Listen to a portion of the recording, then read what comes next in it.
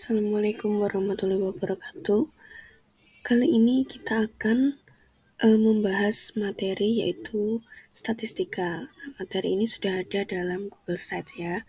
Tinggal di-download saja, kemudian kita akan mendalami materi tersebut lewat video ini.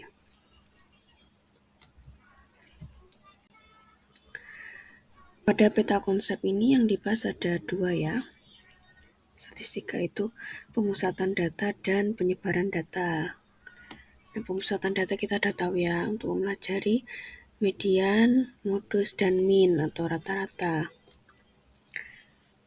Oke, kita lanjut saja. Nah, sebelum masuk ke topik yang akan kita bahas, kita akan memulai pendahuluan dulu apa itu statistika.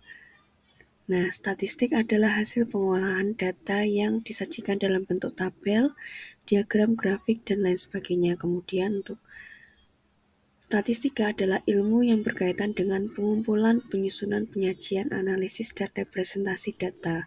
Nah, di sini kita sudah tahu ya, statistika itu pastinya memiliki ilmu dasar yang telah kita pelajari sebelumnya di sekolah dasar, yaitu mean, yaitu rata-rata, median, dan modus. Nah, kita tahu bahwa dalam statistika pastinya ada data.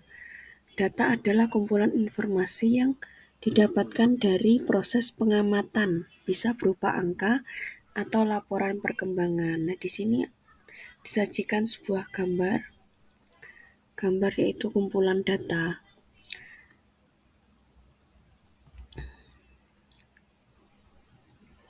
Data itu bersifat kuantitatif ya, bersifat angka. Maka dapat disajikan dalam diagram batang, lingkaran, atau tabel.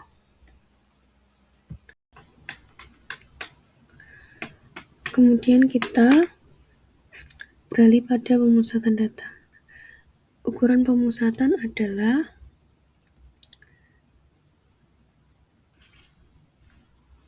nilai yang mewakili dari kumpulan data terurut yang dapat memberikan gambaran pusat distribusi data.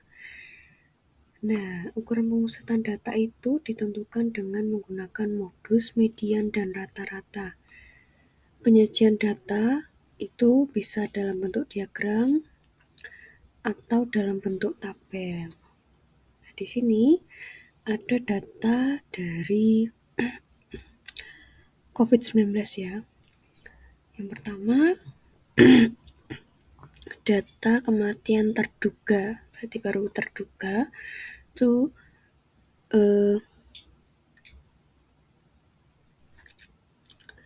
mencapai 30,244 jiwa atau 42,1%.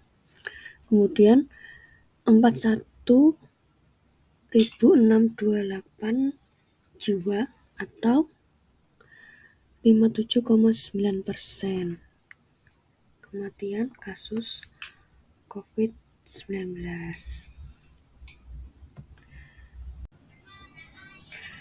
Baik, kita selanjutnya akan membahas modus, yaitu salah satu dari pemusatan data.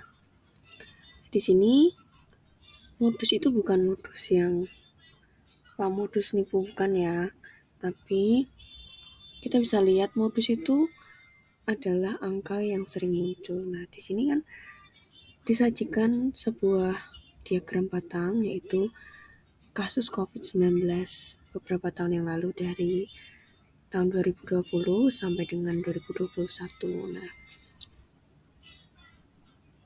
karena kita tahu modus itu angka yang sering muncul, berarti kasus terbesar COVID-19 terjadi pada bulan Juli tahun 2021. Kemudian untuk kasus paling rendah terjadi itu pada bulan April tahun 2020.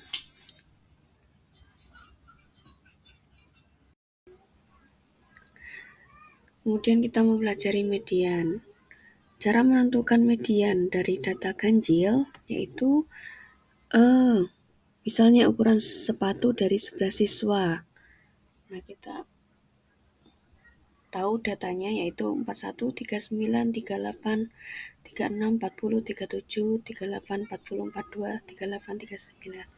Nah, di sini diurutkan dari yang terkecil hingga yang terbesar.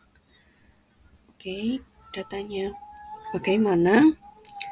Kita urutkan, kemudian data tersebut kita ambil nilai tengahnya karena data ganjil ya.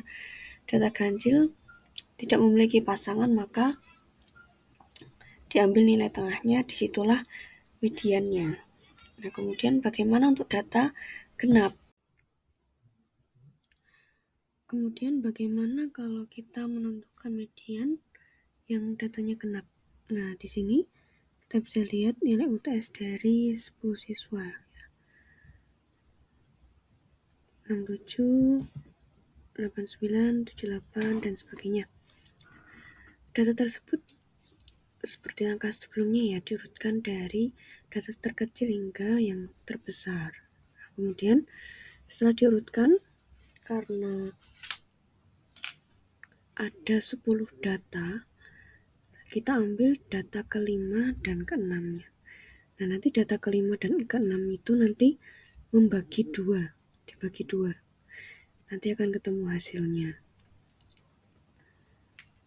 Kemudian kita lanjut.